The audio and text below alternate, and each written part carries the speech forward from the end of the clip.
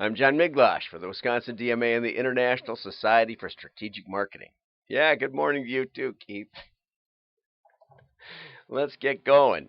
I'm working on watching for you, so it's great that you give me that. Yeah, heart. Thank you very much. Okay, full YouTube window capture. Okay, so let's go over here. Full YouTube window capture. This is going to be a little difficult today, but I thought I'd start with something silly, which is there's a company out in San Francisco area that basically, knows how difficult it is to get stuff done, and so they got a little bit of office space available, and for $40 you can come in to their 2.5 hour deep for a deep work session. You start with a little meditation, right? And then you tell them what you want to accomplish. And then every 20 minutes they check in on you and beat you with a stick. No, no, no, no, no. They don't do that. They act like a trusted friend who's helping you get something done. You know, the problem I have is a little bit like the problem I have with going to the gym. I have a gym in my basement because I didn't like going to the gym, right? So that's the way it is. I think it makes sense online. I'm not sure it makes sense to go there, but I do every now and then when I really need to focus, I do go. I got this cherry tomato app, and I don't know how to show it to you, but I can see it up there. And I use it as a timer, and every 20 minutes it goes off, and you get up and walk around a little bit, and then you come back to it. So it works. I think it works fine. But I just thought it was funny that, you know, anyway. On a more serious note, IAB releases a CCPA compliance framework and yesterday, and there's some technical specs which they've distilled from the CCPA, but they've also put out a limited service provider agreement, which basically says if a user tells us that they want out of our reselling their data, then we're going to tell you, and you got to do something about it. Because most people don't actually do their data handling; they send it to guys like me. Now, fortunately for me, we don't handle the fulfillment of data sales. What we do is just take the customer data, analyze it, and decide who should get contacted, usually by mail. And so we've been handling do not promote levels for years, saying that, if somebody says, well, don't ever mail me again, just email. That's happening less and less. Then we'll take care of that. It's basically automatic. They just have to put a designation on the customer. So it's a lot of this stuff is no big deal. But back 2 years ago when we started with them, or a year ago, I said, well, CCPA we don't even know what the technical specs are, so we're not going to agree to just comply with it. Of course we'll comply with it. We'll do whatever you want, but I'm not putting in writing that I'm going to comply with California's laws because I don't know what that entails at this point, and we still don't exactly. But the bottom line is we're not handling the data sales, so I think it's a limited liability for us. Consumers are not going to be calling us and saying, why did you mail me a catalog? They're going to call the 800 number on the catalog. Okay, this is a we've been getting a lot. There's a lot of stuff going on about Peloton and their Christmas ad. And so let's go over to, we'll just give you a little excerpt of the Peloton Christmas ad. And now I got to make sure it comes up.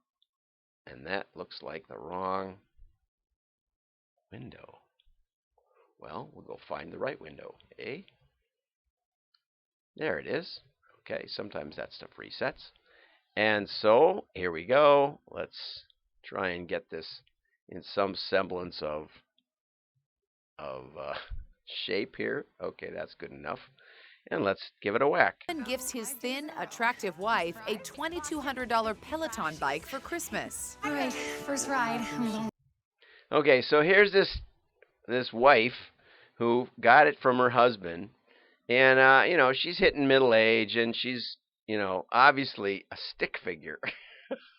But as you hit middle age, like all of us did, you have faced challenges of keeping your delightful stick figure. So Excited. Let's do her this. She husband, proceeds to document her use of the stationary bike with selfie videos. 6 a.m. Yay. Rising with the sun. That was totally worth it. The following Christmas, the woman watches the videos with her husband. A year ago, I didn't realize how much this would change me. Thank you. Online reaction has been swift and overwhelmingly negative. Message received. now the question, of course, me as a direct marketer, says, well, did it sell bikes? Because their market is people who have palatial mansions in the woods and don't want to go to the club. This looks like a movie star that just isn't going to want to go to the club. And the Peloton is kind of a cool idea if you have more money than you know what to do with. So they have a limited market, very limited.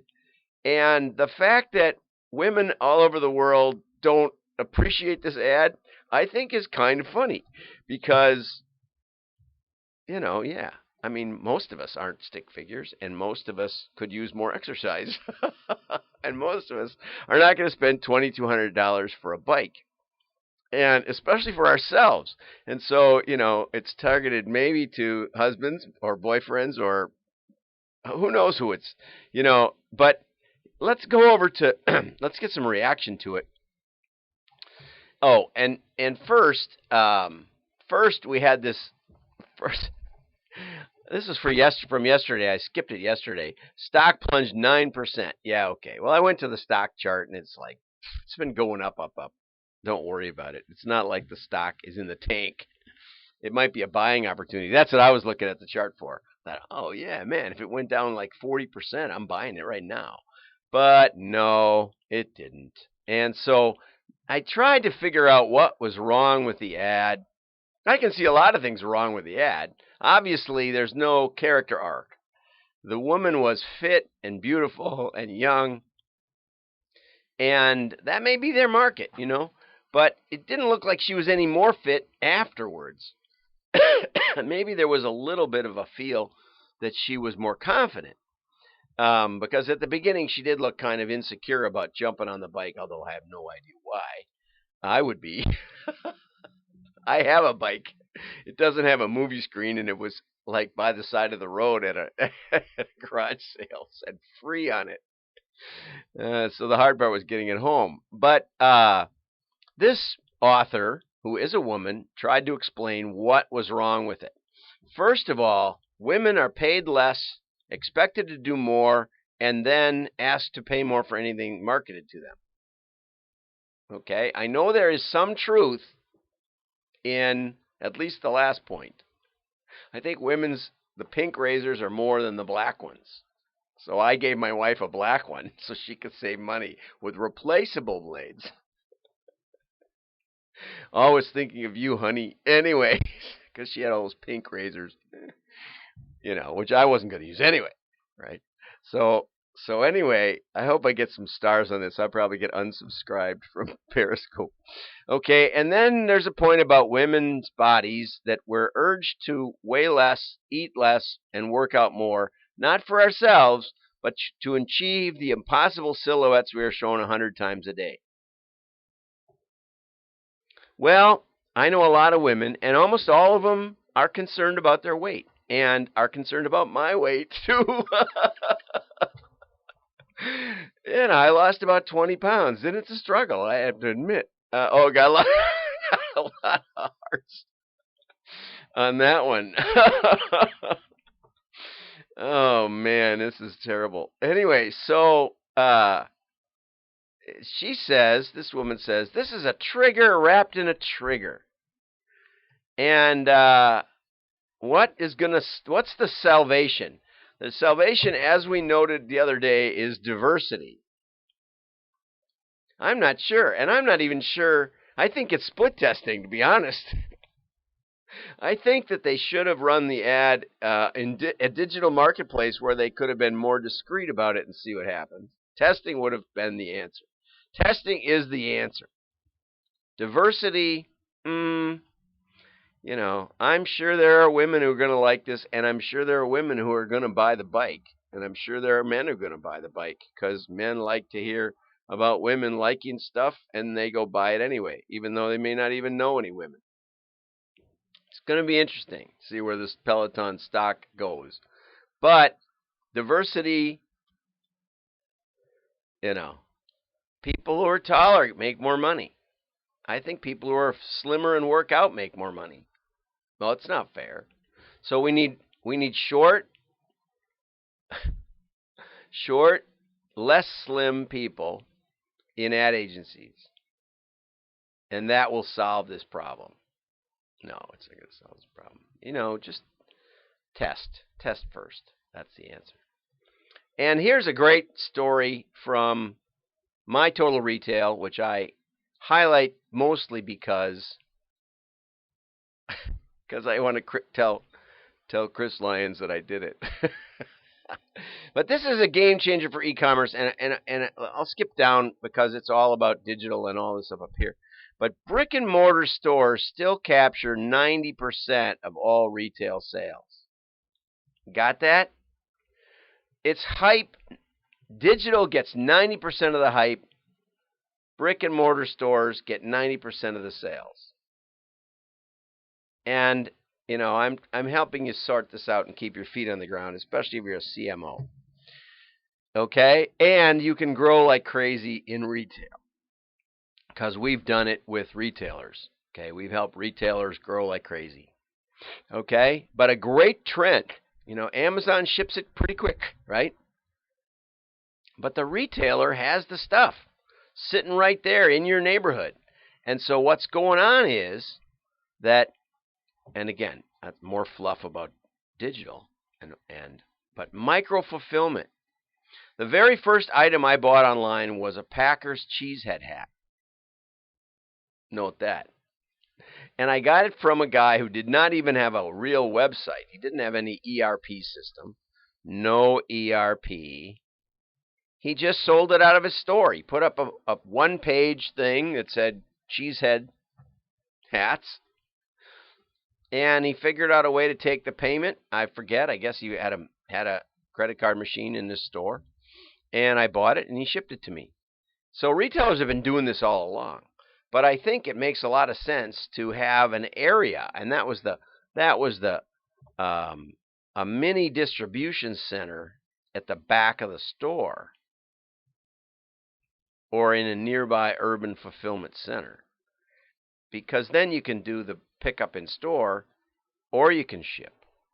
I mean, it's just so simple, and this is going to be a trend. And what this illustrates, this is why it's so important. What this illustrates is the shopping method should be distinct mentally from the marketing. It's not, if I buy it online, that doesn't mean I want only to receive online communication. It doesn't mean I want you to cancel my catalog, okay? Because I look through, I had one of the mainline catalog companies. I tried to use their website, and I happened to know an item that was on there. And then I thought, well, I'll browse it. And first you go to to product category, and then there's a whole other set of secondary categories. And it was just not fun. It was no fun. It was not the fun that running through their catalog is. And I asked my wife if she would want to buy something for Christmas from that catalog. And she said, well, where's the catalog? I'll look through it. I said, no, I meant go online and see if there's anything you want, because I'm going to place an order. And she said, oh, I'm not doing that. That's no fun. So now I'm going to bring her a stack of those catalogs. So don't mix up the idea that just because I buy it online means I love online. It means I don't feel like driving to a store, or it means I don't feel like, or it means I don't feel like talking to somebody on the phone. I just want to buy this stuff. I know what I want. Here it is. It's in the catalog, etc. Okay? And that's the way it is.